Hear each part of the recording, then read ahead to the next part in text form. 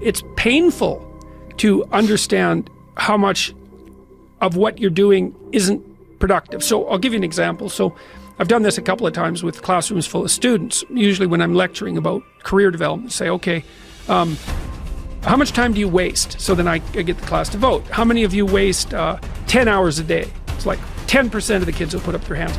And it's interesting because I don't define what constitutes waste. I just ask the question. So they're diagnosing themselves, right? I'm not saying you're wasting 10 hours a day. I'm just asking. It's like, given your own attitude, how much time are you wasting? 10 hours a day. It's like 10% of the people put up their hands. Well, when you get to like 6 hours a day, 80% of the people put up their hands. So then we do the arithmetic. It's like, because I like doing arithmetic with people. People hate arithmetic, but I like doing it. It's like, okay, 6 hours a day. It's 42 hours a week. So let's call that a work week, 40 hours a week. So that's a work week. Let's say, what's your time worth? You're a university student. Well, it's certainly worth minimum wage, because obviously, but it's worth way more than that, because if you spend a productive hour when you're 20, then you gain the benefits of that hour for the rest of your life. So there's the compounding effect of time spent when we were young. So I say, well, let's assume your time's worth $50 an hour, which I think is an underestimate, but whatever. Let's call it 50. We can call it 25, but we'll call it 50. If that's $2,000 a week you're wasting.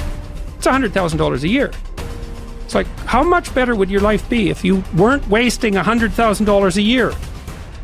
It's like, what is that over 40 years? $4 million. It's like, you're rich. You don't even know it. Quit wasting time. By your own definition. It's like people shake their heads, like, oh, I never thought about it that way. It's like, yeah, think about it that way. Don't waste your damn life. And then you think, well, why would people be resistant to that message? It's like, well, you really want to wake up and figure out that you're wasting half your life? And you know, when people do that kind of wasting, they actually hate it. You know, and I've had lots of people come to my clinical practice who were chronic procrastinators. You know, and so they're watching YouTube videos, say, but not ones that are good for them, although sometimes they will do that, but just browsing in that kind of mindless way that you do when you're not paying attention and you're trying to kill time. And people doing that, they feel bad, they get depressed, they feel anxious, they can't get away from it, they feel kind of quasi-addicted. That's what they're saying about social media now. It's a huge issue with young kids. Absolutely, but there's this feeling of kind of internal rot and corruption that goes along with it. It's like, yeah, well, you're wasting your life. It's like, so it's painful. It's painful to recognize that. Then it's painful to think, oh my God, look how undisciplined I am. I don't know anything. I can't use a schedule. I can't stick to a calendar. I don't have any aims. I don't know anything about the world, right? And maybe there's a part of me that's bitter because I haven't got everything already, and I'd just like to say, to hell with it. That's the recognition of the Jungian shadow. It's like, that's what makes you vicious and untrustworthy. All of that. No one wants to look at that, and no bloody wonder. But hey, the alternative is worse.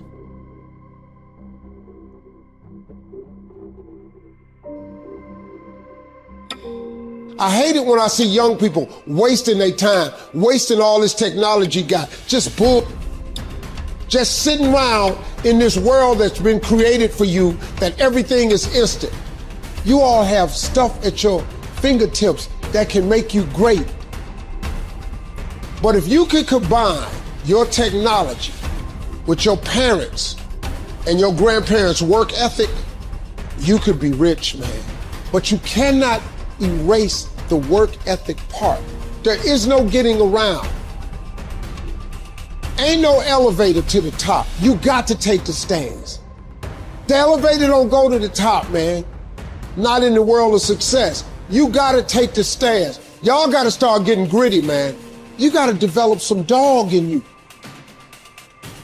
Most of this generation quits the second they get talked to. You did this wrong, or they get yelled at.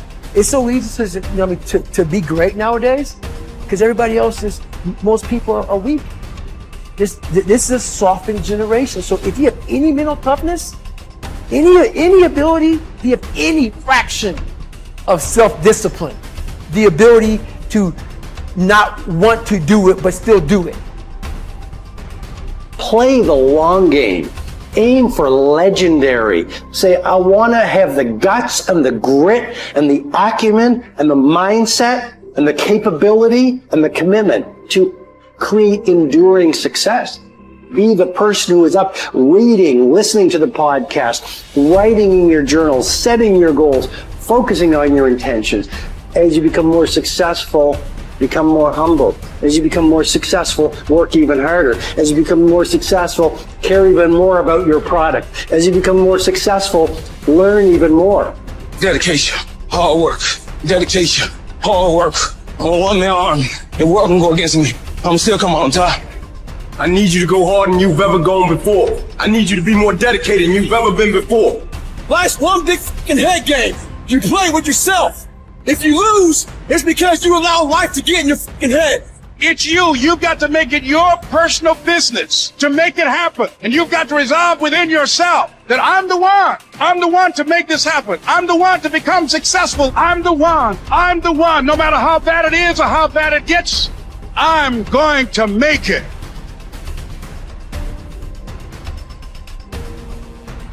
I must say a word about fear. It is life's only true opponent. Only fear can defeat life. It is a clever, treacherous adversary, how well I know. It has no decency, respects no law or convention, shows no mercy. It goes for your weakest spot, which it finds with unnerving ease. It begins in your mind, always, so you must fight hard to express it. You must fight hard to shine the light of words upon it. Because if you don't, if your fear becomes a wordless darkness that you avoid, perhaps even manage to forget, you open yourself to further attacks of fear because you never truly fought the opponent who defeated you. What man actually needs is not a tensionless state, but rather the striving and struggling for a worthwhile goal, a freely chosen task. What he needs is not the discharge of tension at any cost, but the call of a potential meaning waiting to be fulfilled by him. Mankind was apparently doomed to vacillate between the two extremities of distress and boredom. In actual fact, boredom is now causing more problems to solve that distress. And these problems are growing increasingly crucial, for progressive automation will probably lead to an enormous increase in the leisure hours available to the average worker. The pity of it is that many of these will not know what to do with all their newly acquired free time. Life is not primarily a quest for pleasure, as Freud believed, or a quest for power, as Alfred Adler taught, but a quest for meaning. The greatest task for any person is to find meaning in his or her life. Frankl saw three possible sources for meaning. In work, doing something significant. In love, caring for another person. And in courage during difficult times. Suffering in and of itself is meaningless. We give our suffering meaning by the way in which we respond to it. At one point, Frankl writes that a person may remain brave, dignified, and unselfish, or in the bitter fight for self-preservation, he may forget his human dignity and become no more than an animal. The meaning of life differs from man to man, from day to day, from hour to hour. What matters, therefore, is not the meaning of life in general, but rather the specific meaning of a person's life at a given moment. To put the question in general terms would be to the question posed to a chess champion. Tell me, master, what is the best move in the world? There simply is no such thing as the best or even a good move apart from a particular situation in a game and the particular personality of one's opponent. The same holds for human existence. One should not search for an abstract meaning of life. Everyone has his own specific vocation or mission in life to carry out a concrete assignment which demands fulfillment. Therein he cannot be replaced, nor can his life be repeated. Thus, everyone's task is as unique as is his specific opportunity to implement it. As each situation in life represents a challenge to man and presents a problem for him to solve, the question of the meaning of life may actually be reversed. Ultimately, man should not ask what the meaning of life is, but rather he must recognize that it is he who is asked. In a word, each man is questioned by life, and he can only answer to life by answering for his own life. To life, he can only respond by being responsible. The way in which a man accepts his fate and all the suffering it entails, the way in which he takes up his cross, gives him ample opportunity, even under the most difficult circumstances, to add a deeper meaning to his life, it may remain brave, dignified, and unselfish. Or in the bitter fight for self-preservation, he may forget his human dignity and become no more than an animal. Here lies the chance for a man either to make use of or forgo the opportunities of attaining the moral values that a difficult situation may afford him. And this decides whether he is worthy of his sufferings or not.